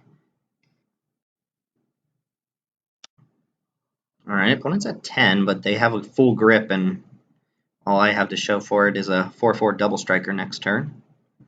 I am scared of the Mana War, or anything that can deal with this, because then my hand looks atrocious.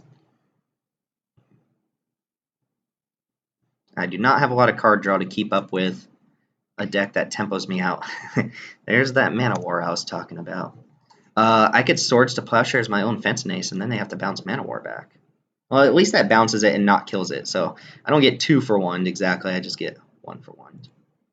Alright, Fence and Ace is going to go ahead and come back down. Hey, there was a chance they didn't have Mana War there. They just had some clunky creature. But nah, they had actual Mana War. So now I don't feel good about our position because we only killed half their life total. I guess they didn't play a land last turn. Well, which doesn't mean they're on all action, and I've drawn 7 of my 16 lands so far.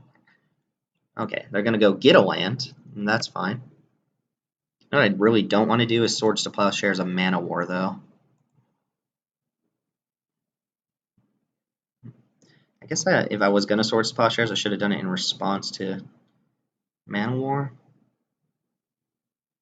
Alright, they didn't attack. Let's go ahead and, I think, attack them, activate Haunted Fengraf. Although, I think I'd rather have Skirk Commando than Fence and Ace. Here, I trade a land for Mana War and some tempo. Could also Swords to Plowshare this, get in for 2. Doesn't seem good. I'm going to attack. I assume they're going to block. But I can't let them mass a huge amount of creatures, I don't think. 1, 2, 3. Sure.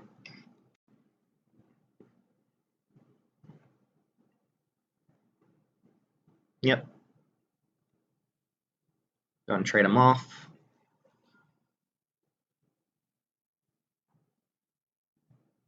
Not a great position to be in. So here I'm gonna, I guess, Fengraf first. 1, 2, 3.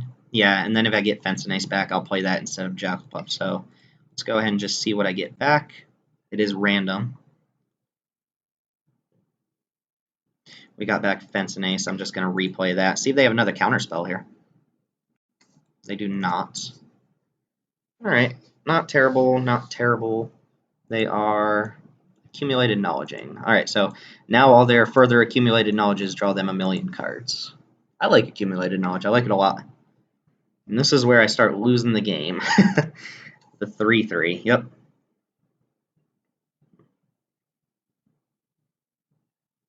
All right. I think I'd like to draw out a counterspell, so I'm going to Swords to Plowshares this thing since I can't attack through it anyway. And if that happens, I'll cast my other 2 spells. possible they just kept up blue mana to crack Myriad Landscape, but they have 5 cards in hand. They're playing a lot of stuff at instant speed.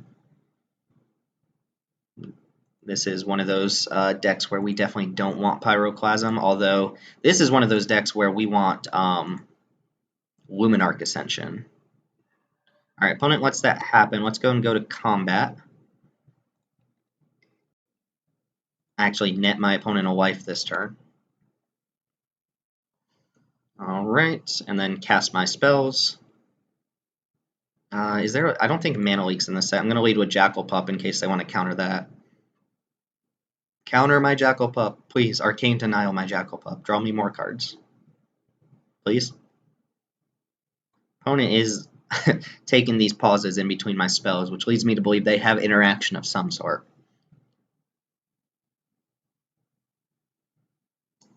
Alright, and let's just see. Doesn't matter what I tap there. I have nothing left in hand.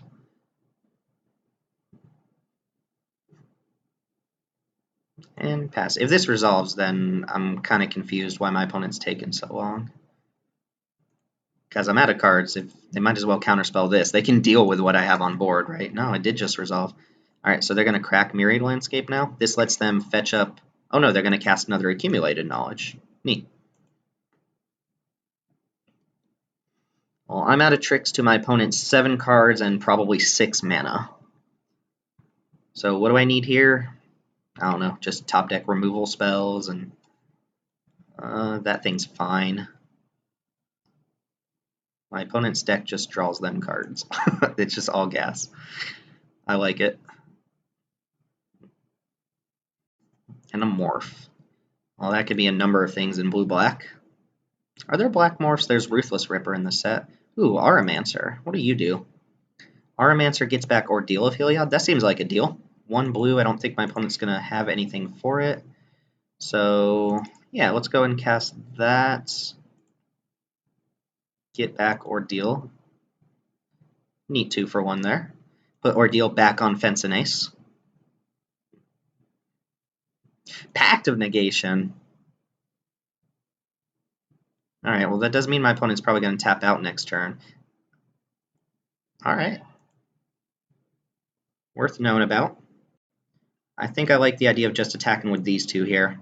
I could attack with all the goblins. They could trade. They're going to trade with Jackal Pup, eat 1, and they would take 4 here. I like just attacking with both of these. They're probably going to trade Dusk Legion Zealot for Jackal Pup. I think that's fine. Remember, they're going to be mostly tapped out. They're going to have access to 2 mana next turn. Alright, let's see. Zealot on Jackal Pup.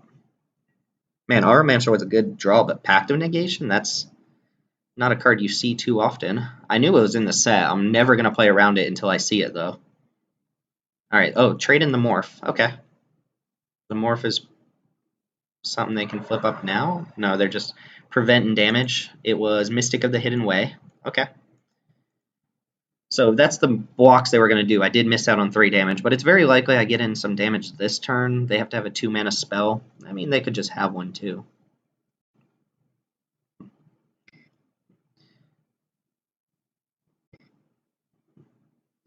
All right. We need more top decks like that, although we don't have many top decks like Auramancer. Mog Flunkies is not bad. They also didn't play a land. They're just on all spells there, which is not good for me. We get to put them down to 7.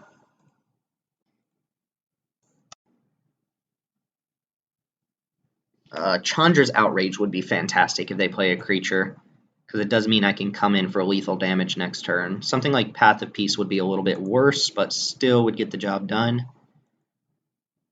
7 lands, 5 spells in hand. Straight gas. I'm still fully expecting to lose this match, by the way. Ooh, Genju would be strong. Ooh. Phyrexian Ghoul.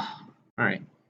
I mean, I'm just going to jam my creatures here. They could have a flash creature and really get me with Phyrexian, whatever it's called, but I don't have much else going on. I'm going to keep this mountain in case they have like some sort of discard. Block a goblin. Yeah. Alright, they're down to 2. I do have lethal on board now.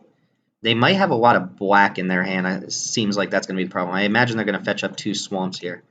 Like, all their spells in hand could be double black or just multiple black cards, and they can only play one per turn.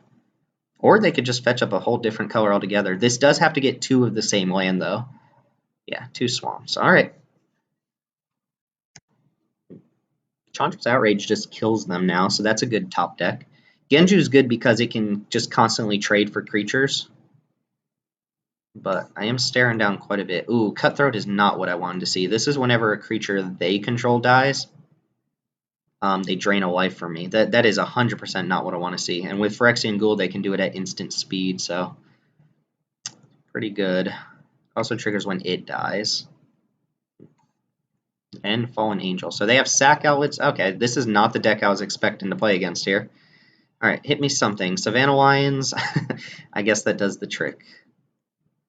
I could trade my whole board for theirs. I'm just going to play Savannah Lions and pass. Try to build out a board against their board.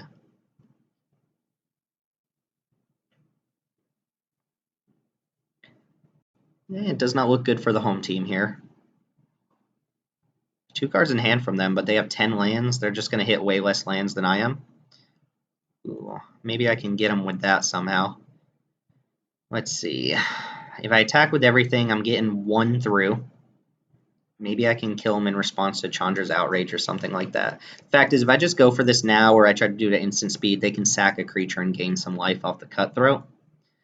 Maybe there's a way where I can get them to sack like their whole, I don't know, team of creatures and get in there. Also, I'm kind of scared of what they could have in hand. It could be worth going for this turn. It could also just kill a creature and bash. They can't have just 2 lands in hand, right? With 10 already on the battlefield and 1 in their graveyard. Alright, let's think about this a little bit longer. If I attack with all 4 of my creatures and they go block, block, block, I get the 1 goblin in there. They go down to 1. Zulaport Cutthroat trades for something, and in response to that trigger, I can try to Chandra's Outrage. Oh, the thing is, I can't actually kill them with the 2 damage, because they can just sack anything in response, right? If I attack with Mog Flunkies and a 1/1, then they could trade a creature for Mog Flunkies. This is whenever a Cutthroat or another creature you control dies. They would have to lose a creature to Mog Flunkies or sacrifice a creature. I think I have to just sit tight here, to be honest. It's not great. But I don't think I can kill him. With them having sacrifice outlets, 2 sacrifice outlets, I can't actually kill him with Chandra's Outrage. I just need to draw into more creatures. Promise of Boonrai would be pretty sweet, because it means I can jam my creatures in and just get a bunch more. But the longer this game goes on, the longer it favors my opponent, especially with them having like accumulated knowledges. That's not that bad for me. I guess it kills a goblin, so I guess it's not that good either. It's not the worst thing that could have happened. And draw non-lands. Frenzied Goblin, that's pretty sweet. I'll cast it.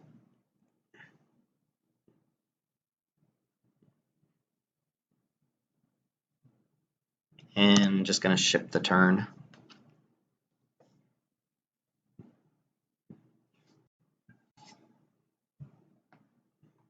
Frenzied Goblin makes my attacks a little bit better. Not by much. Flash in Notion Thief. Alright, well that's not going to do too much unless they force me to draw a card. Like, now they can Arcane Denial, and it's pretty darn good. Ooh, Murder of Crows is strong. I mean, it seems kind of bad. I could try to get them while they're F6'd or something, and Chandra's Outrage them, but now they got too much going on for me to kind of keep up with here. And I think I just have to kill Murder of Crows.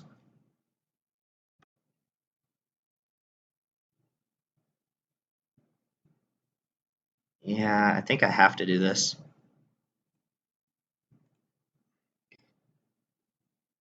Alright, yeah, I'm just gonna Murder of Crows in there. They have to sacrifice it to not die here, which if my opponent's smart about it, they'll do. Oh, they have Counterspell in hand, never mind.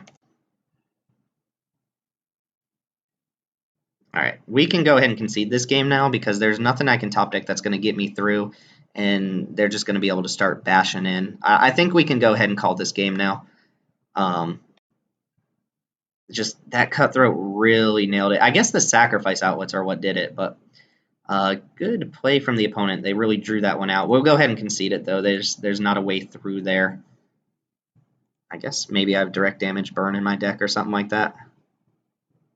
Yeah, none of these cards are doing anything for me there. I guess Genju's fine, but yeah, we needed to get one more hit in with Fence and Ace, and it didn't quite work out. So what? I think Luminarch Ascension comes in for sure. And I'm a little bit less inclined to go in on like the pump spell plan.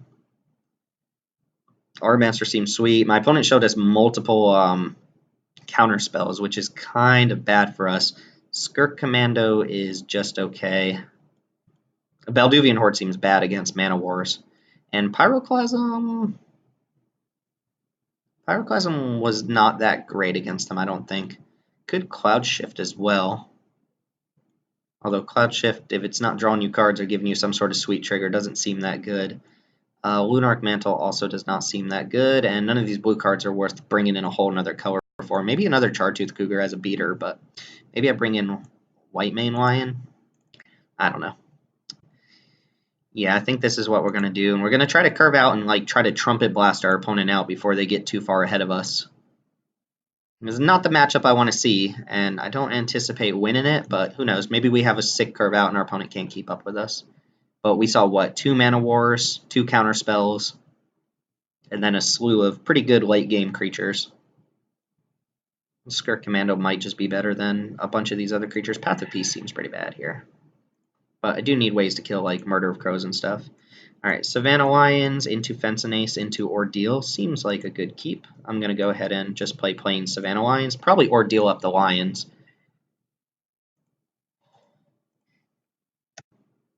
Because if they deal with it, then we have Auramancer. This isn't bad.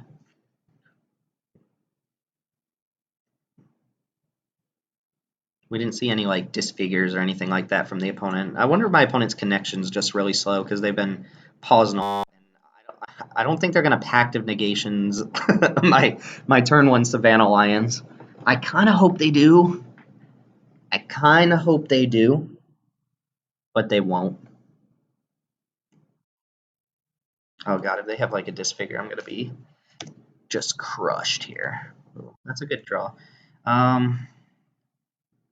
1, 2. Gonna get blown out by that stupid thing again, aren't I? Maybe I just... No, I'm gonna play Fence and Ace.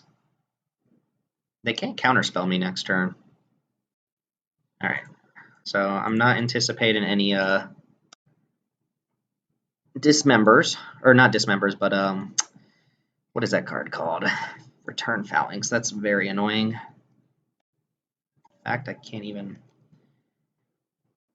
attack through that. Ooh, not a good draw there. So Ordealing something doesn't really do much. It just means I'm trading Ordeal plus a creature for that. I'm just going to play Genju and pass.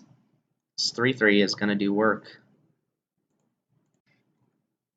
I need to draw Mountain very quickly. Specifically Mountain, although any land would be fine. I would play Promise and probably jam my creatures into Return Phalanx. Swords of Plowshare is also an acceptable draw. But 3/3 is strong against my deck. I need a lot of things to go right here for this hand to work out. Uncaged Fury is not one of those. 3 drops are not what I need. So I might be at the point where I just play Ordeal on Savannah Lions and attack. And, I mean, my opponent could just take it if they have something like Mana War in their hand. And then just take a little bit of a hit, bounce my things. But the fact that I have Auramancer makes me a little more likely to want to do that, since I can get the Ordeal back. Although trading 2 for 1 here seems egregiously bad. If that's the case, I might as well put it on Fence and Ace. Well, I guess Fence and Ace can block this. Yeah, I think I need to do something here. This is so bad. If my opponent trades for Return Phalanx, that's what I really want them to do. But trading 2 for 1 is not what I want against this accumulated knowledge deck. But I'm missing land, so there's not a lot I can do about it.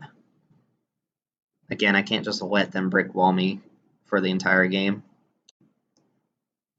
Okay, that's good. So if they didn't block, I would imagine I'm just getting mana ward out or something like that, and that I can't really accept.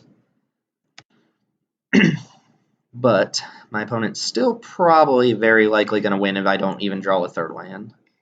Just a guess. Alright, so Morph coming up. Yeah, I guess that's a castable card. That's pretty bad, though. Alright, I'm going to send in Fence Nace and just cast this Frenzied Goblin. I guess if I'm not drawing lands, I might as well draw castable spells.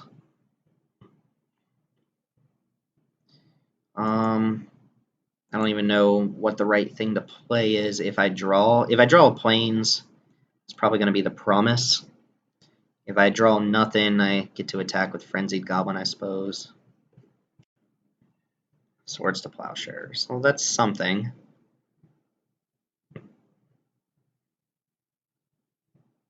That is, in fact, something.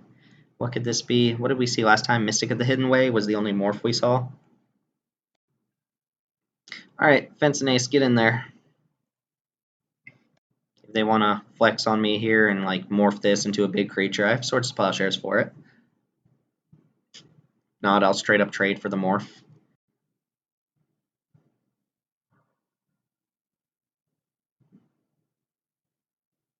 And I guess I'm just passing. Accumulated knowledge, sure. So that one just cycles, but if they have another one, they get to actually turn it into extra cards. They do not. Also, this is probably not Mystic of the Hidden Way because it costs 3 to morph. Oh, another Return Phalanx? They probably boarded that in, or maybe they already have 2 main deck. This looks very bad for me.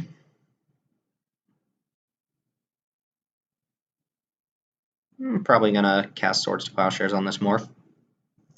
Might be right to do it on the Return Phalanx. It didn't even attack, though, so... Sure. Let's see if they have a Counterspell or a Pact of Negation. Counterspell would be, I guess, reasonable here. Make them tap out, and then if I draw a land, I can resolve my spells. Sure. Although my spells... Oh my god, you gotta be kidding me. Now I have to just pass. Now I'm sitting here with a bunch of 3-drops and a 4-drop in my hand against things I can't even block profitably. And this is not Mystic of the Way, so I'm not sure what it could be. I mean, it could be a number of different things.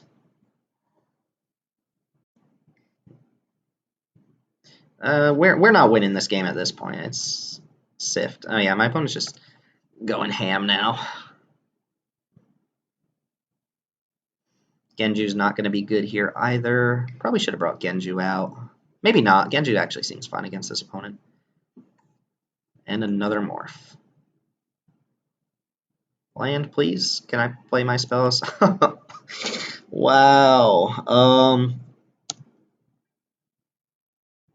Oh, man. Alright, well, I'm sorry for the disappointing last game here. Even if I draw a land now, this is definitely too late. One of these morphs is about to flip up on me and just crush me. I don't know which one it's going to be. It's going to be this one right here. This is the Mystic of the Hidden Way. I don't know what this is. Ruthless Death Ripper or something like that. Okay. Or we could just do that.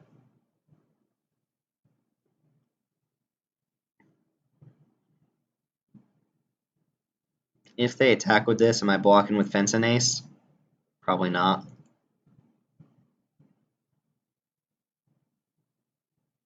Please? Yay! So what do I want to cast first is the question. I could just jam Genju in there. Say, whatever. I could cast Promise because that's the most likely to matter. My opponent starts killing my things. I imagine whatever I'm casting here is just getting countered. I would rather Hordling Outburst not get countered. Could also cast Auramancer, which looks pretty bad here because I'm not casting Ordeal of Heliod anytime soon. I'm going to cast Promise and look to just flip it up on blocks or something like that. And if it gets countered, it gets countered. I can Auramancer it back. I don't think I'm attacking this. Oh, I can't attack this turn because of the stupid 3/3.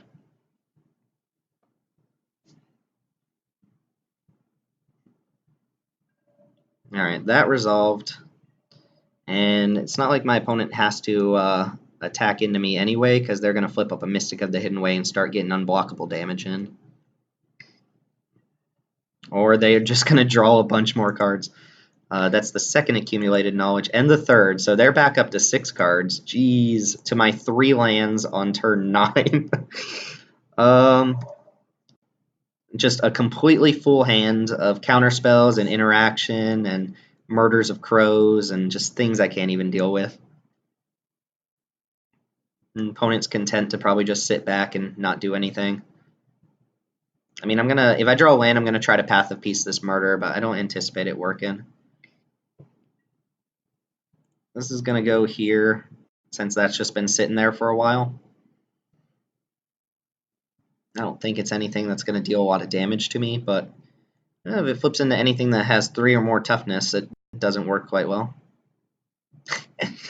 Alright, this does flip Promise of Bunrai, I suppose. My opponent gets to loot. My opponent has 12 cards left in their deck. This is a May ability, though, so I can't try to get too cute on him or anything. They discarded Swamp. I guess they just drew 2 cards off Fathom Seer as well.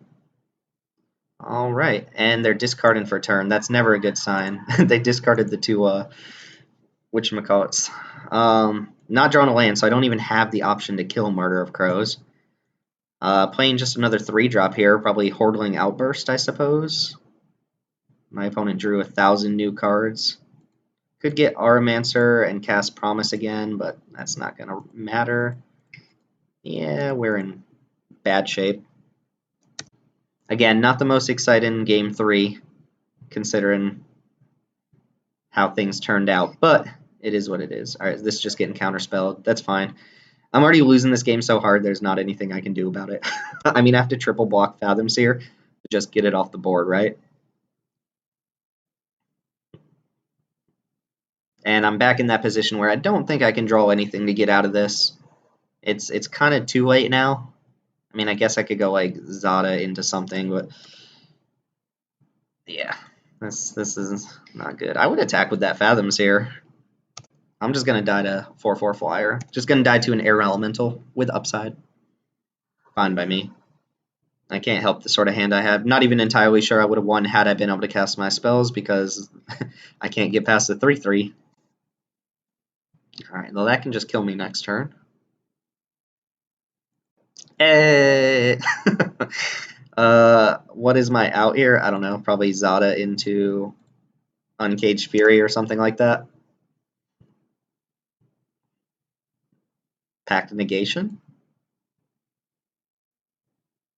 Shoot, I would Pact of Negation. 4, 5, 6, 7, 8, 9, 10, 11, 12, 13, 14, 15, 16, 17. Yeah, my opponent can just kill me next turn. They should go for it, right? I'm tapped out. I'm not going to have any sort of pact of my own. They just sack 4 creatures, give this +8. That's 11. I guess they only have to sack 3, so this would be a 9.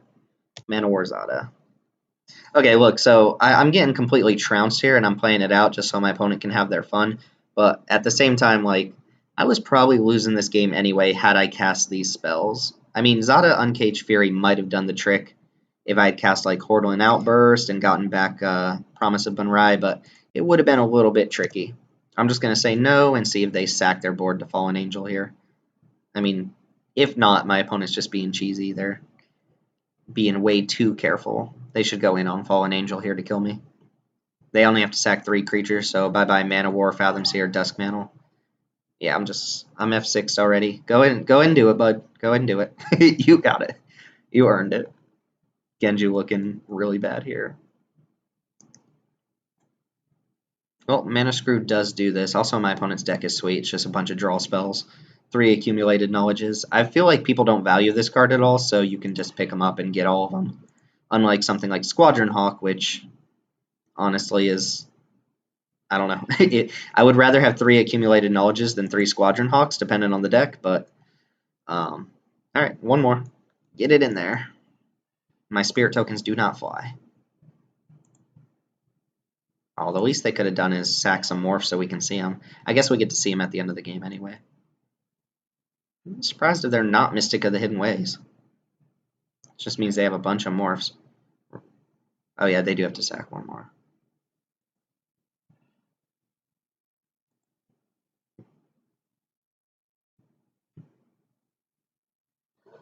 Alright, let's see what they're more. Oh, I don't get to see what the morphs are? Wait, I want to see them. Willbender and Dragoneye Savants. We were not winning this game. Willbender was just going to wreck us when we cast Path of Peace. Alright, so we went 2-1 again with a very similar deck last time.